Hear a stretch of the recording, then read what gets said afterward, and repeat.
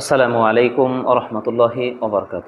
সম্মানিত শ্রোতাগণ, আশা করি আল্লাহ তাআলার বিশেষ রহমতে ভালো আছেন। আল্লাহ শুকরিয়া, আলহামদুলিল্লাহ। এ পর্যায়ে এক ভাই আমার কাছে জানতে চেয়েছেন, দোয়া কবুলের দোয়া আছে কি না? হ্যাঁ ভাই, দোয়া কবুলের দোয়া অবশ্যই আছে।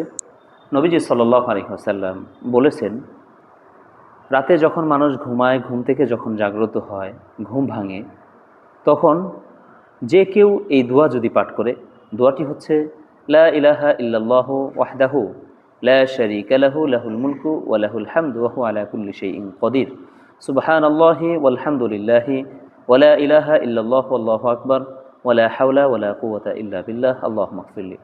এই দোয়াটি ঘুম ভাঙার পরে যদি কেউ পড়ে, অতঃপর বান্দা হাত তুলে আল্লাহ সুবহানাহু ওয়া তাআলার কাছে যা দোয়া করবে, যা চাবে, আল্লাহ সুবহানাহু ওয়া তাআলা তাই তাকে দান করবেন।